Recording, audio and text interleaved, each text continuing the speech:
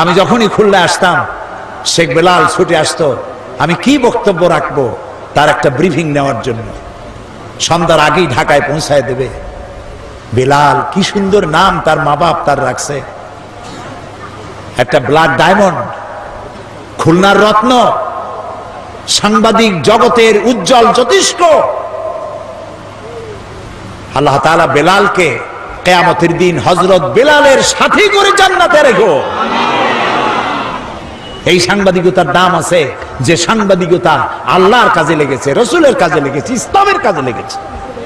কলম ধরলেই ইসলামের বিরুদ্ধে, কলম ধরলেই মৌলানাদের বিরুদ্ধে, কলম ধরলেই মাদ্রাসার বিরুদ্ধে সমানে, অথচ জন্ম দিয়েছে একজন মুসলমান, পেটে ধারণ করেছে এক মুসলিম মা। কোন সাহসে ইসলামের বিরুদ্ধে লেখো?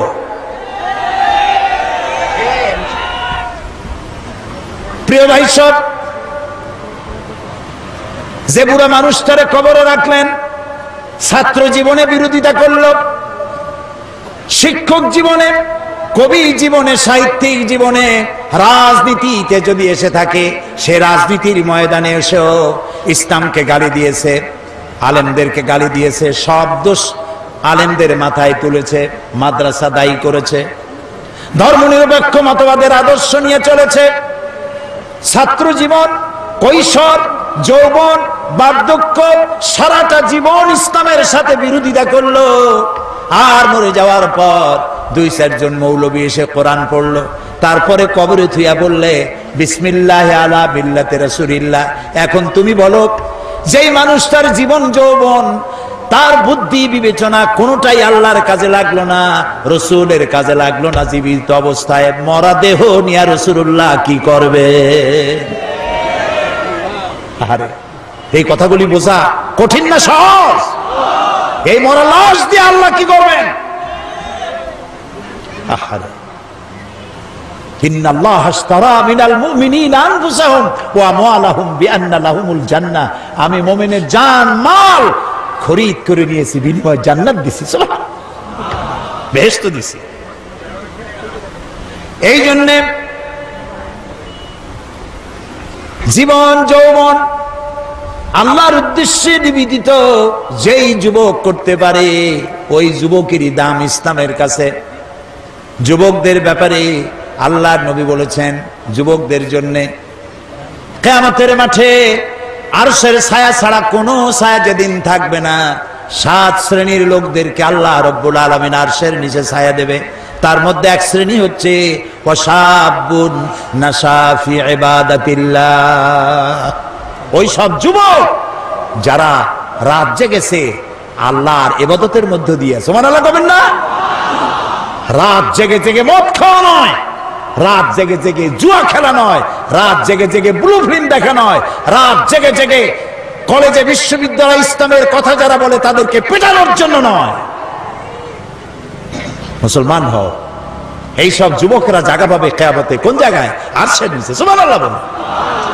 রাসূলুল্লাহ বলেছেন, উসিকুম বিশ-শাবাবি খায়রা ফাইন্নাহুম আরাক্কু আফিদা লাকাদ বাসানি আল্লাহু বিল হানাফিয়্যাতি সামহা ফাখালাফানি আশ-শুয়ুখ ওয়া হালাফানি আশ-শাবাব সাদাকান নবিয়্যু সাল্লাল্লাহু আলাইহি ওয়াসাল্লাম।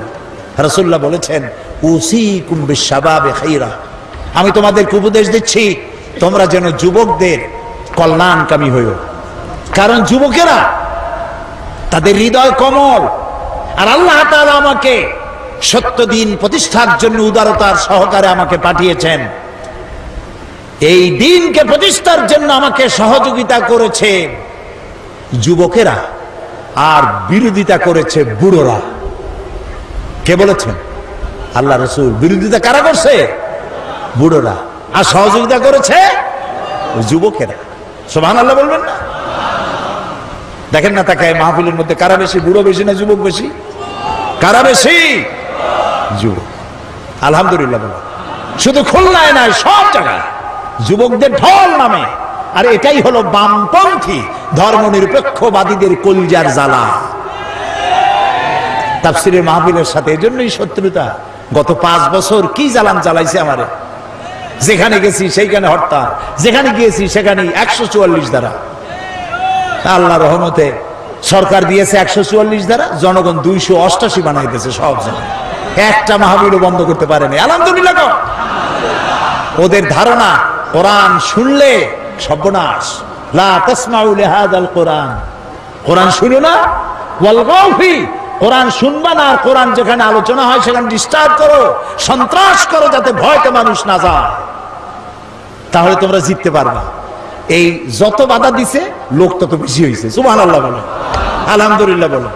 ওদের সব থেকে বড় লস, তারা ধারণা করে এত কষ্ট করে যুবক পোলাপান ট্রেনিং দিয়া, পয়সা দিয়া, মদ দিয়া, নারী দিয়া, ব্লু ফিল্ম দিয়া এত কিছু করলাম, একটা মাহফিলের ওয়াজ শুনিয়া সব তো আমাদের পুকুরে জিয়ানো মাছগুলি সব চলে গেল ইসলামের পুকুরে। Heavy loss, heavy loss. Loss তোমাদের হবে, মুতু বিগাইজিকুম, তোমাদের লস হতেই থাকবে। ইসলামের পাল্লা ভারী হবে ইনশাআল্লাহ, বলেন ইনশাআল্লাহ, ইনশাআল্লাহ। প্রিয় ভাই সব, সুতরাং যুবকদের জন্য আল্লাহ খুশি, যুবকদের প্রতি রাসূলুল্লাহ খুশি। ওই সব যুবক যারা রাত জেগেছে আল্লাহর ইবাদতের মধ্য দিয়ে, সুবহানাল্লাহ। কারণ বুড়া বয়সে মানুষ তো করবে কি, রাত্রে ঘুম আসে না, তখন তো জাগবেই। আর যৌবন বয়সে ঘুম আসে খালি, সেই ঘুমটারে বাদ দিয়া যদি তাহাজ্জুদের নামাজ পড়ে আল্লাহ খুশি হয়ে যায়, সুবহানাল্লাহ। এই জন্য হযরত আবু সাঈদ খুদরি রাদিয়াল্লাহু তাআলা আনহু তিনি বলেছেন যে তিনি যখন হযরত আবু সাঈদ খুদরি রাদিয়াল্লাহু তাআলা আনহু তিনি কোন যুবককে মজলিসে আসতে দেখলে তিনি দাঁড়ায় যেতেন, বলতেন মারহাবান বিওয়াসিয়াতি রাসূলিল্লাহ সাল্লাল্লাহু আলাইহি ওয়াসাল্লাম قد আমারানা আন নাহফাযাল হাদিসা ওয়া নুওয়াসসিআ লাকুম বিল মাজালিস। তিনি বলতেন যুবক আসতেছে দেখলে দাঁড়ায় যেতেন আর বলতেন ওয়েলকাম, স্বাগতম, হে রাসূলের চলন্ত ওসিয়ত উপদেশ, আমি তোমাকে ওয়েলকাম করছি, তুমি বসো। রাসূলুল্লাহ আমাদেরকে নির্দেশ করেছেন আমরা যেন রাসূলের হাদিসগুলিকে মুখস্থ করি, আর যুবকদেরকে যেন আমাদের মজলিসের মধ্যে সুন্দর করে জায়গা করে দেয়। আলহামদুলিল্লাহ। প্রিয় ভাই সব, সুতরাং একজন মুসলমান তার জীবন যৌবন সবটা কাটাবে ইসলামের পথে। কার পথে? যদি বলেন কার পথে? ইসলামের পথে। যেখানে ইসলাম সেখানে আমি, যেখানে ইসলাম নাই আমি নাই, তাহলেই মুসলমান হওয়া যাবে। এজন্য আল্লাহ রাব্বুল আলামিন বলেন ইন্নাল্লাহা আশতারা মিনাল মুমিনিনা আনফুসাহুম ওয়া আমওয়ালাহুম বিআন্না লাহুমুল জান্নাহ। আল্লাহ তাআলা বলেন আমি আমার মুমিনের জান এবং মালকে খরিদ করেছি, বিনিময়ে তাকে আমি জান্নাত দান করে দিয়েছি।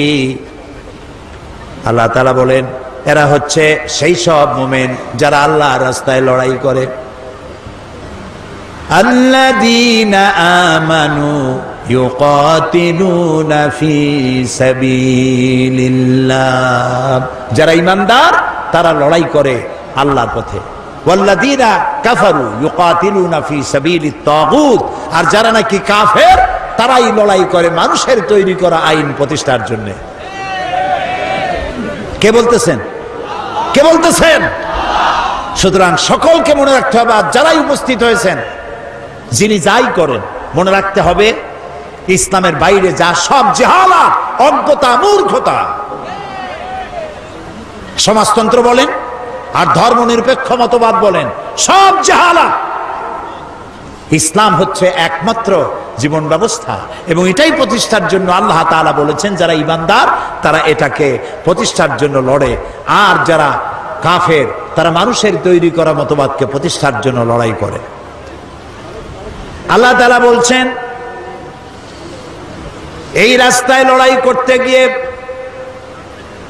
তারা মারে এবং মরে, দুটোই হয়।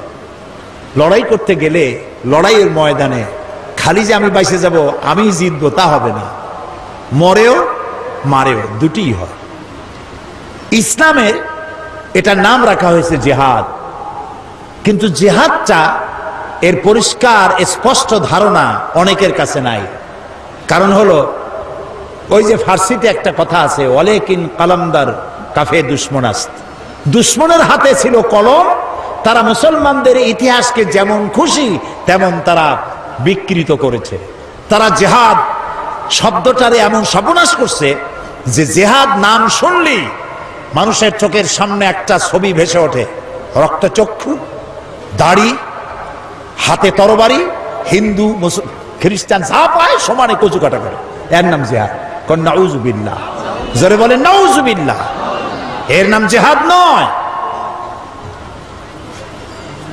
ওয়ার। ইংরেজিতে বলা হয় ওয়ার, বাংলা বলা হয় যুদ্ধ। ওয়ার এবং যুদ্ধ, এটার আরবি হলো হারবুন। জেহাদ নয়, জেহাদ ভিন্ন জিনিস।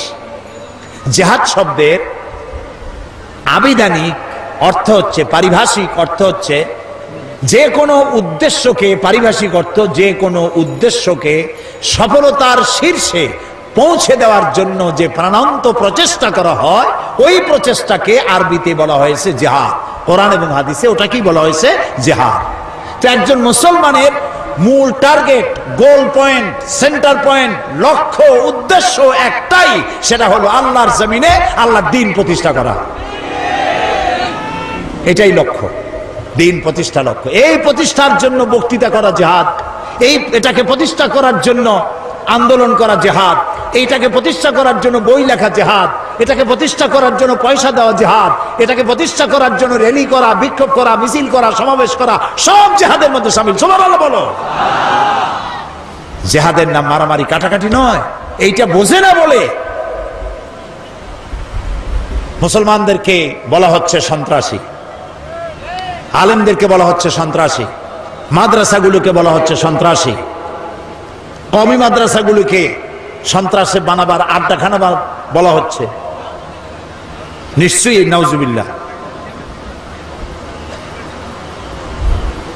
পৃথিবীতে শান্তিপ্রিয় মানুষ যদি থাকে, শান্তিপ্রিয় মানুষ যদি থাকে, কোরআন হাদিসের জ্ঞান যাদের আছে তারাই সব থেকে শান্তিপ্রিয়।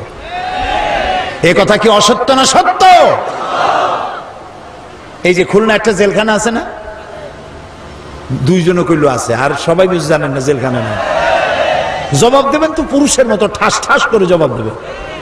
বাংলাদেশের সবগুলি জেলায় জেলখানা আছে, আছে না? কয়েদিরা আছে না? যে কোনো একটা জেলখানায় আপনি যান, কয়েদি হয়ে যায়েন না, এমনি যান, গিয়ে জেলার সাহেবকে বলেন আপনার জেলের কয়েদিদের লিস্ট আমাকে দেখান। চোর, ডাকাত, লুচ্ছা, বদমাইশ, হত্যাকারী, চাঁদাবাজ, মাস্তান, সন্ত্রাসী, মুনাফাখোর, পাচারকারী, এই ধরনের বহু আসামি সেখানে আছে, আছে না? এবার ওই লিস্টের মধ্যে তাকায় দেখেন কয়জন মাদ্রাসা শিক্ষিতদের নাম আছে, আলেম কয়জন? বলেন জোরে, আলেম কয়জন? মাদ্রাসা শিক্ষক কয়জন? মসজিদের ইমাম মুয়াজ্জিন কয়জন? পীর কয়জন? ইসলামী আন্দোলন যারা করে তারা কতজন? তাহলে এটার দ্বারা কি প্রমাণিত হয় না যে যারা কোরআন হাদিসের জ্ঞান অর্জন করে তারাই শান্তিপ্রিয়, তারাই সব থেকে ভালো মানুষ? সুবহানাল্লাহ বলো।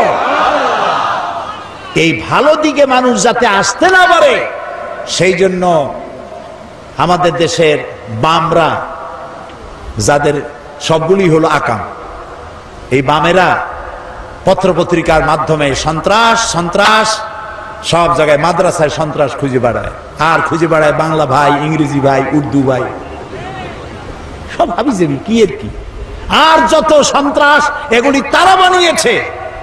এসব নাম আমরা জীবনেও শুনি নাই। আচ্ছা, আপনারা কি শুনছেন বাংলাদেশে কোনোদিন এই যে কুতকুতুল জেহাদ, এটা কি? হ্যাঁ, হরকতুল জেহাদ, এটা তো গত 5 বছরে ওনাদের সময় ওনারা বানাইছেন। এগুলো বামপন্থীদের তৈরি করা। জামাতুল মুজাহিদিন, তারপরে জুমরাতুল মাসাকিন, আমরা জীবনেও এইসব নাম শুনিনি। আপনারা শুনছেন? বলেন শুনেছেন? শয়তান, শয়তান। আমরা তো পরিষ্কার বলেছি, সব সময় বলি, এদেশে ইসলামী আন্দোলন হিসেবে পরিচিত নয়, নতুন ভুইফোড় এই ধরনের হিজবুত তাহরীর, তারপরে কি কইলাম, জুমরাতুল মাসাকিন, জামাতুল মুজাহিদিন, আর কি তালেবান, যেখানে পাও গ্রেফতার করো, গরুর দড়ি দিয়ে বেঁধে পুলিশে সুপর্দ করে দাও। এগুলির সাথে দেশের মুসলমানদের সাথে এদেশের পরিচিত ইসলামী আন্দোলনের সাথে কোন সম্পর্ক কোন কালে ছিল না, আজও নাই।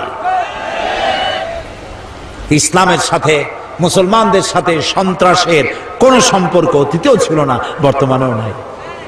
এই পৃথিবীতে সর্বপ্রথম সন্ত্রাসের বিরুদ্ধে দোয়া করেছেন আমার জাতির পিতা। কে আমার জাতির পিতা? এই বিষয়ের জন্য কোনোদিন প্যাচ লাগাবেন না। মুসলমানদের কাছে জাতির পিতা একজনই, সেই জাতির পিতা ইব্রাহিম আলাইহিস সালাম আল্লাহর ঘর বানালেন।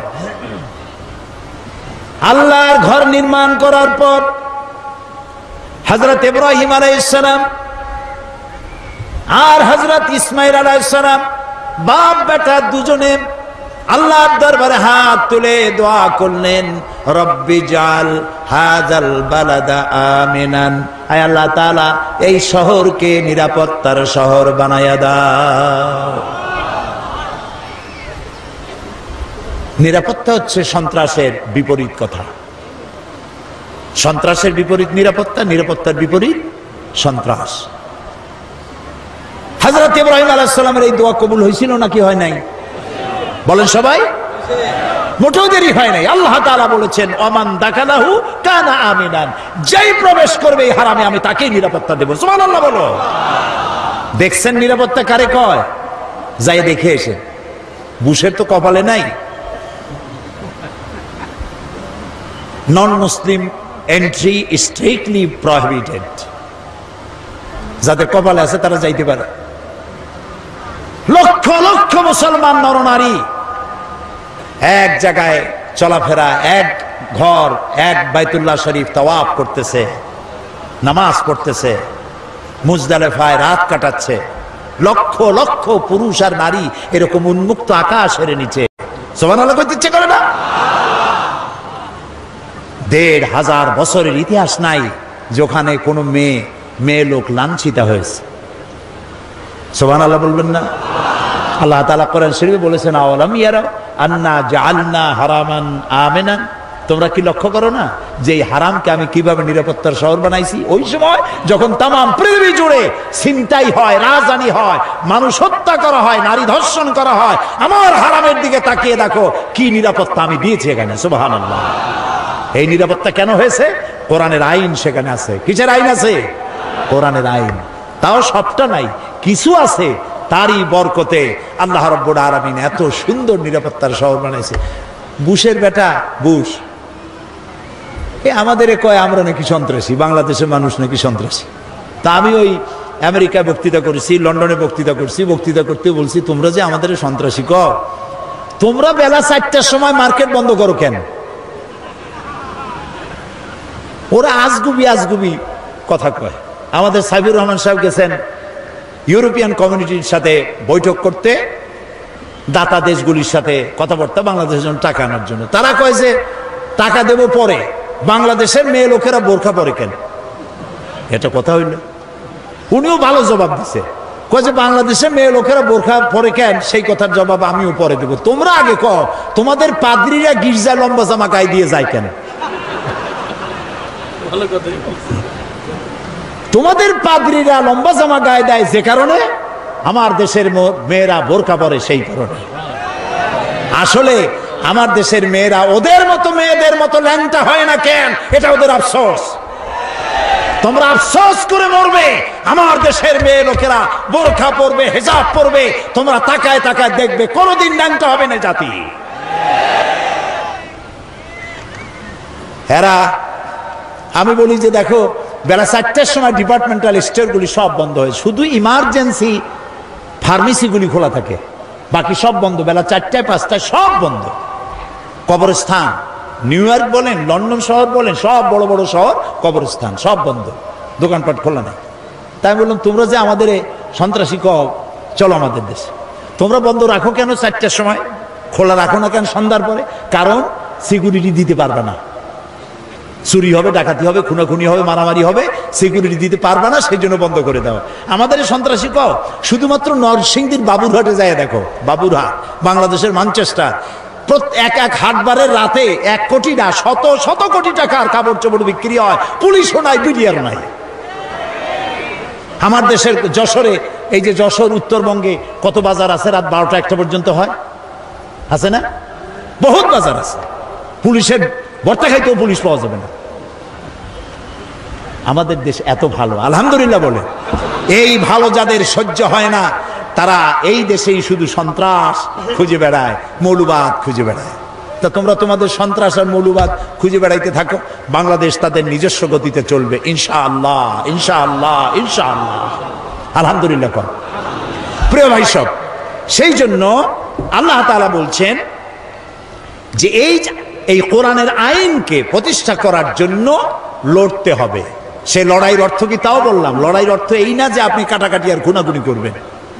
রাসূলুল্লাহ যত যুদ্ধ করেছেন, একটি যুদ্ধ অফেন্সিভ ছিল না, সবগুলি যুদ্ধ ছিল ডিফেন্সিভ।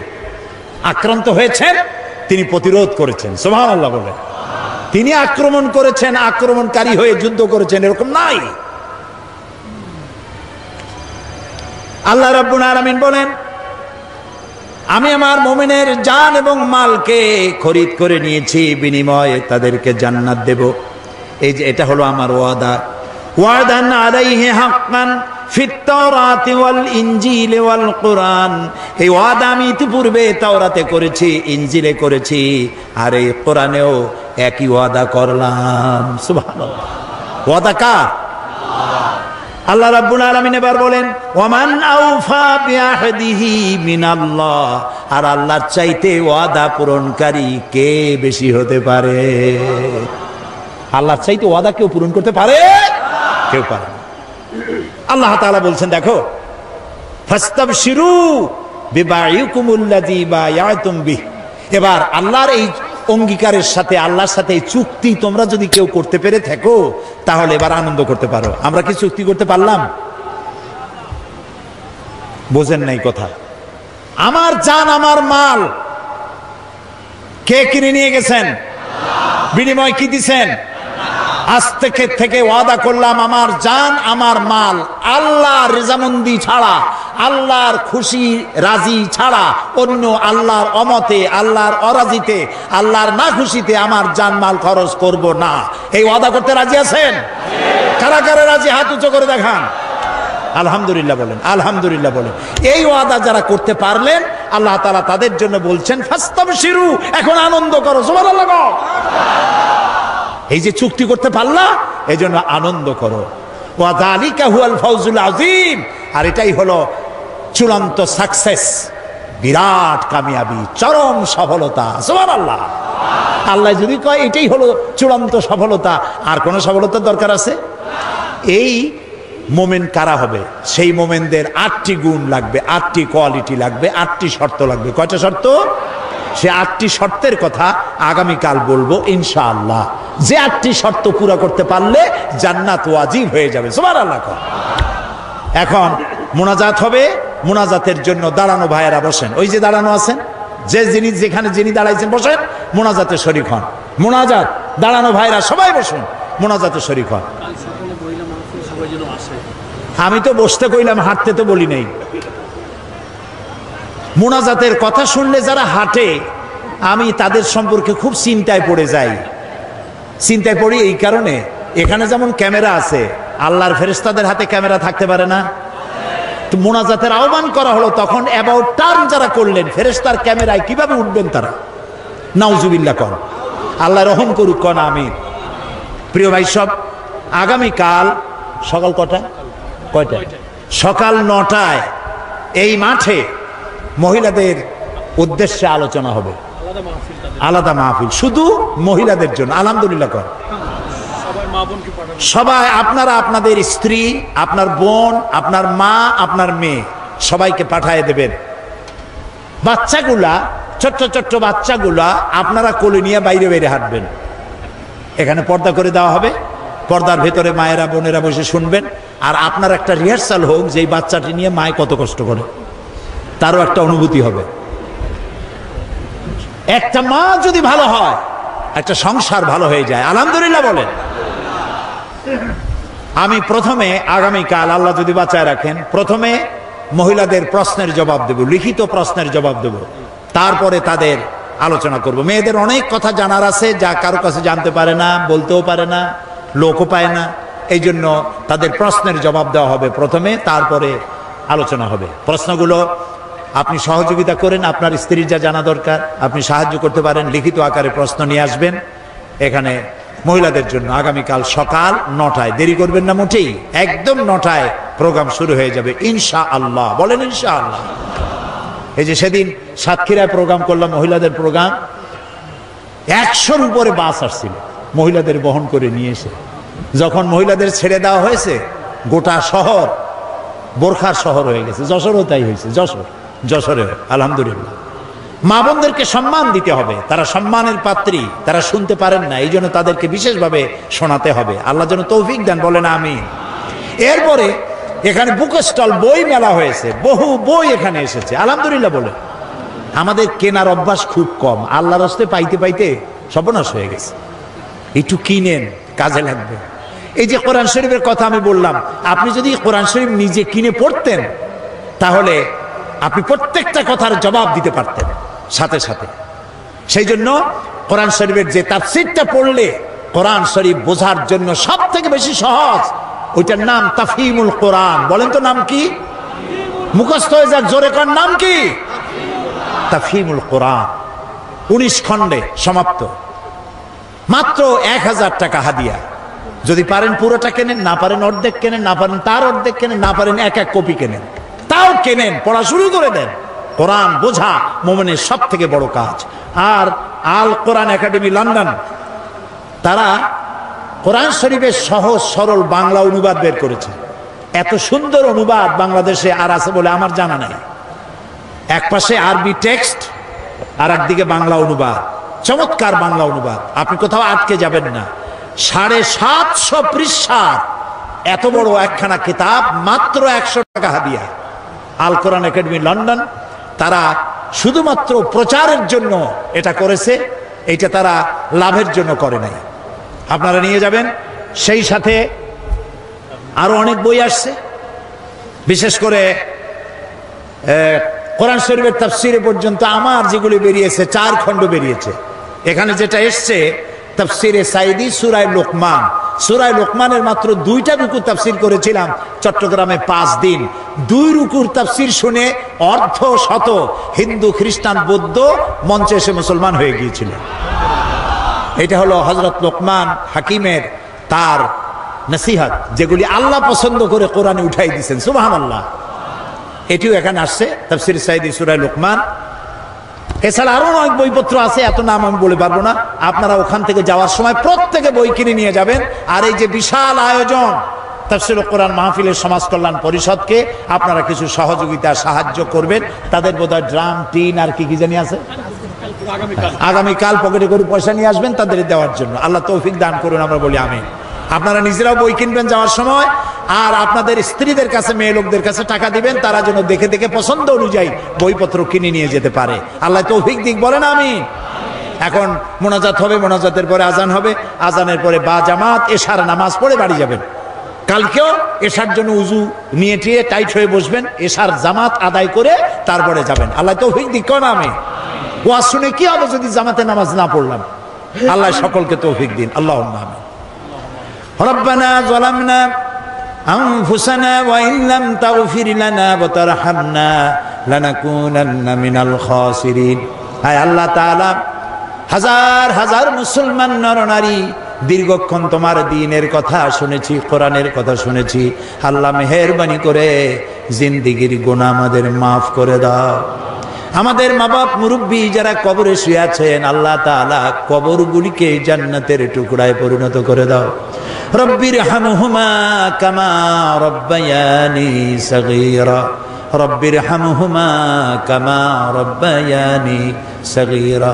হায় আল্লাহ তাআলা, तमाम পৃথিবীতে মুসলমানেরা যত জায়গায় বিপদে আছে, আল্লাহ দয়া করে সমস্ত বিপদগ্রস্ত মুসলমানদের তুমি সাহায্যকারী হয়ে যাও।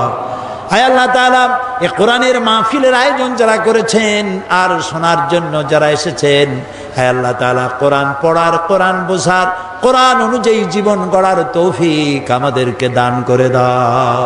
হে আল্লাহ তাআলা, এই মুনাজাতের ভিতরে স্মরণ হলো, এই মাত্র কিছুদিন আগেই মাঠে জোহরের সময় তোমার এক বান্দার জানাজা আমরা পড়েছিলাম। আল্লাহ তাআলা শেখ বেলাল উদ্দিন, আল্লাহ তাআলা তুমি দয়া করে তার জিন্দেগীর সমস্ত গুনাহ খাতাগুলি মাফ করে শাহাদাতের দরজা নসিব করো। আল্লাহ তার মা বাপকে সবরুন জামিল দান করো, তার স্ত্রীকে সবরুন জামিল দান করো, তার আত্মীয় স্বজনকে সবরুন জামিল দান করো। আল্লাহ তাআলা এই শেখ বেলাল যে আদর্শে ছিলেন, তার সমস্ত সাংবাদিক ভাইদেরকে ওই আদর্শে উজ্জীবিত হয়ে চলার তৌফিক দান করে দাও। এই শূন্য স্থান আল্লাহ তাআলা দ্রুত তুমি পূরণ করার তৌফিক এখানে দান করে দাও। রব্বুল আলামিন, ইসলামী সমাজ কল্যাণ পরিষদ যারা এই কোরআনের মাহফিলের আয়োজন করেছেন, এত সুন্দর লাইটিং করেছেন, তাদের দিল, তাদের জীবন কোরআনের আলো দিয়ে আলোকিত করে দাও। আল্লাহ তাআলা আগামীকাল এ মাহফিল শেষ হবে, সেজন্য আগামীকালের মাহফিল তুমি কামিয়াব করে দিও, পরিবেশ তৈরি করে দিও। মহিলা মাহফিল, পুরুষ মাহফিল, আল্লাহ তাআলা ইন্তজামের দায়িত্ব তোমার কুদরতে, আল্লাহ কুদরতের কাছে আমরা সুপর্দ করলাম। রব্বানা তাকাব্বাল মিন্না ইন্নাকা আনতাস সামিউল আলিম ওয়া তুব আলাইনা ইন্নাকা আনতাত তাওয়াবুর রহিম। সুবহান রাব্বিকা রাব্বিল ইজ্জাতি আম্মা ইয়াসিফুন ওয়া সালামুন আলাল মুরসালিন আলহামদুলিল্লাহি রাব্বিল আলামিন। ওয়াজআল আখিরা কালামিনা ইনদাল মাউত লা ইলাহা ইল্লাল্লাহু মুহাম্মাদুর রাসূলুল্লাহ। আসসালামু আলাইকুম ওয়া রাহমাতুল্লাহ।